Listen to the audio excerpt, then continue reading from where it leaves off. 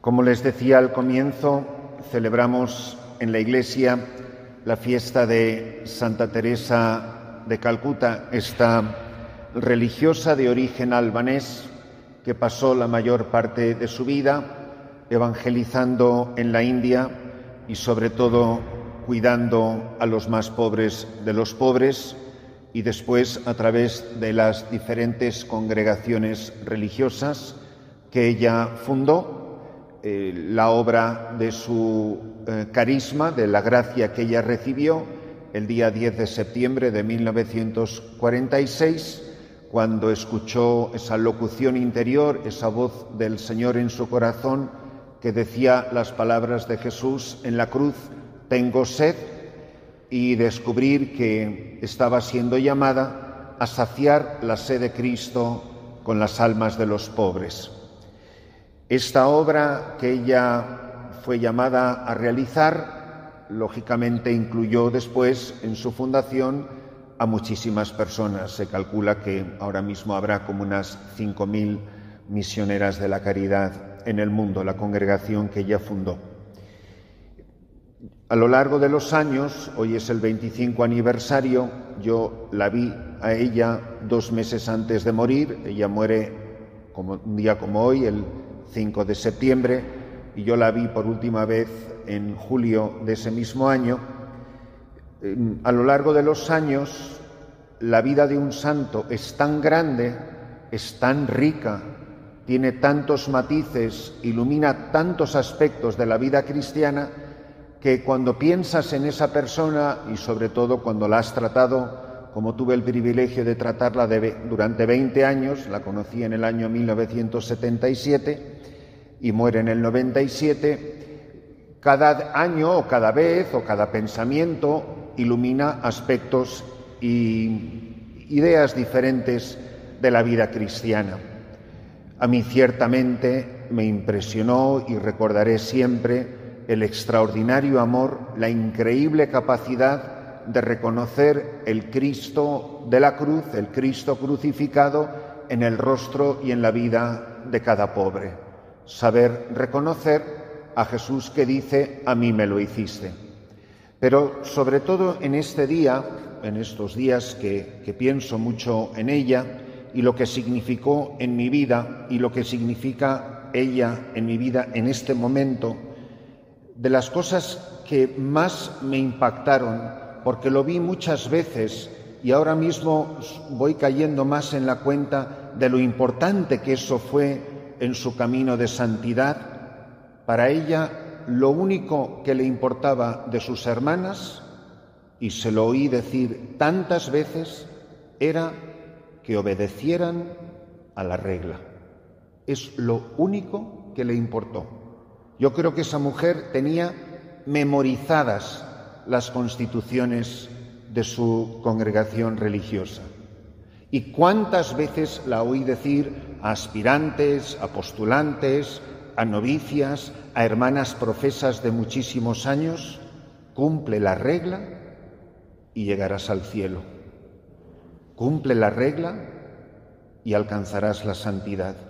Tu camino a la santidad no consiste en otra cosa que en cumplir lo que se te entregó el día de tu profesión religiosa.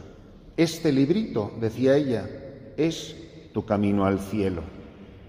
Cumplirlo por cumplirlo no vale para nada. Está en el amor que tú pongas en cumplirlo, pero no hay ningún amor en no cumplirlo. Es el desamor. Es el rechazo a Cristo. Ella insistía mucho en lo importante que era para ella nunca negarle nada, algo que ella tuviera la certeza de que Jesús quería de ella. Y para ella su confianza en la Iglesia, jamás lo he visto en nadie o en muy pocas personas, era absoluta. Si un obispo le pedía cualquier cosa, si ella, por ejemplo, un obispo, no digamos el Papa, le decía: le pido tal cosa en nombre de la Iglesia, no había ni que pestañear. Y por tanto su discernimiento siempre era por medio de los obispos. Muchas veces ella tuvo muchas dudas, muchas veces no supo qué decidir. Ella, bueno, siendo quien era, pues tenía muchas veces la oportunidad de consultar con el Santo Padre, y ella le consultaba muchísimas cosas, pero también consultaba muchísimas cosas a los obispos, porque yo estuve presente muchísimas veces en muchas de estas conversaciones. La obediencia que ella le tenía a la Iglesia, el amor que tenía la Iglesia, el respeto que tenía la Iglesia y la confianza que le merecía, es algo que yo lo he pensado mucho en mi vida, pues cuando juzgo, cuando critico, cuando me creo que soy superior a los obispos, el sentirse, el ver a una mujer que era hija de la Iglesia. Yo recuerdo de las muchas veces que viajé en avión con ella, salimos de recoger el equipaje y había muchos periodistas esperándola, y me acuerdo que venía a España y la entrevista era en español y ella no sabía español y yo traducía. Y un periodista le preguntó en una ocasión, pensando en Santa Teresa de Jesús, que mucha gente la definía en su tiempo como una mujer inquieta y andariega. No era tan fácil traducir esa expresión en inglés, pero bueno, el periodista le dice: Madre Teresa, nosotros tenemos a Santa Teresa de Jesús, que la gente la llamaba esto. ¿Le gustaría que a usted le llamaran así? Y ella simplemente contestó: yo solo quiero ser recordada como una verdadera misionera de la caridad, que cumplió lo que había profesado hasta el día de su muerte. Nos quedamos así todos como: quiero ser recordada como una verdadera hija, no madre, hija de esta congregación. De los testimonios para mí más impresionantes, cuando ella fue reelegida y reelegida durante más de 50 años, no solo siendo la madre, la fundadora, que eso no se lo puede quitar nadie, ni nadie lo será, porque eso no se lo da a nadie más que la gracia de Dios, pero ya al final de su vida no tenía la fuerza, la capacidad, incluso mental, se le iba ya muchas veces la cabeza, para seguir siendo la superiora general de la congregación. Y ella pidió que ya por favor no la volvieran a reelegir. Ya muy al final de su vida, con 80 y muchos años, murió con 87. Y eligieron a una extraordinaria hermana, a quien tuve la gracia también de conocer muy bien, la hermana Nirmala.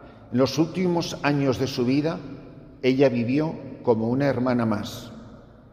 Ellas tienen absolutamente prohibido ni ir a un armario y tomar un bolígrafo. Y ella pedía un bolígrafo, un cepillo de dientes, una pasta de jabón. Jamás tuvo nada. Quizá de los incidentes más extraordinarios vivía aún su hermano. Ella tenía un hermano, habían sido 3, una hermana murió y vivía su hermano también, Lázaro.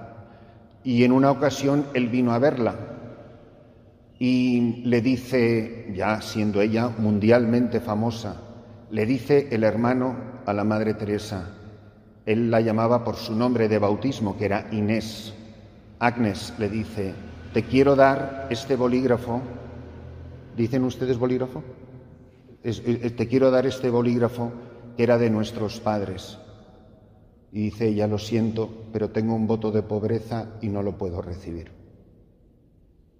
Cuando tú ves una persona vivir el Evangelio así, y lo vieron mis ojos, yo no necesito leer libros, siempre lo he dicho, he tenido la gracia en mi vida de que yo los he visto de carne y hueso. No, yo no he visto a los santos en las páginas de los libros, que por supuesto me han hecho un enorme bien leer las vidas de los santos, pero cuando tú los has visto caminar los mismos caminos del Evangelio, cuando tú has tenido la gracia de administrarle los sacramentos a los santos, confesarles, darles la comunión, ver cómo vivían cada momento de su vida, desde que se levantaban hasta que se acostaban.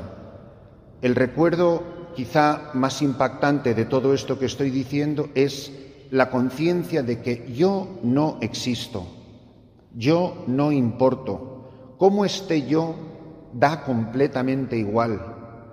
le molestaba muchísimo que la preguntaran por ella, ¿cómo está usted? ¿Cómo está su salud? ¿Está usted contenta? Es que le daba completamente igual. Daba igual, porque lo único que le importaba era la misión. Y era igual con las demás hermanas, es que no tenía la menor contemplación con ninguna de si lloraban o estaban tristes. Mire, hermana, déjese de cuentos, aquí hay que sacar adelante esta misión y ahora nos vamos a de no sé dónde y ahora hay que hacer no sé qué. Y no le preguntaba, ¿está usted contenta o le gusta o le parece bien o le duele la cabeza? Le daba completamente igual. Aquí hay una misión que es saciar la sed de Jesucristo. La Iglesia nos ha pedido esto y nosotros no vamos a fallar a la Iglesia. Que nuestra vida sea precisamente para esto, para la alabanza y la gloria de Dios en el servicio del carisma que se nos ha concedido. Era una mujer que era la primera que se iba a limpiar los sanitarios, los cuartos de baño. Eso lo hizo ella hasta el final de su vida, para dar siempre ejemplo a las hermanas. Y con haber conversado con tantas de ellas, ¿cuántas no me dijeron, Padre, nosotros podríamos coger las constituciones y dejarlas en una biblioteca porque no nos hace falta el libro? Hemos visto las constituciones en la vida de nuestra madre.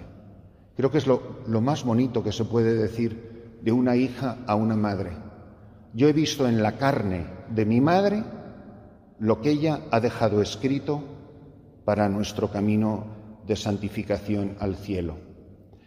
Todos tenemos nuestras constituciones, escritas o no escritas, porque al final tenemos el Santo Evangelio. Los sacerdotes tenemos la nuestra, las religiosas de vida activa, los casados ¿para qué te cuento? Todos sabemos qué tengo que hacer, lo sabemos perfectamente. Hoy comienza un nuevo día, ¿lo haré o no lo haré? Si vivo la regla, la que sea de mi vida, habré saciado la sed de Cristo en la cruz. Si vivo para mí, destruyo mi vida, destruyo la obra de la Iglesia, el alma de las personas que se me han confiado conforme a mi vocación se pierden y esto es la ruina de la Iglesia. Pues que cada uno de nosotros pensemos esta mañana, ¿cómo puedo yo saciar la sed de Cristo conforme a la vida y al carisma que se me ha concedido?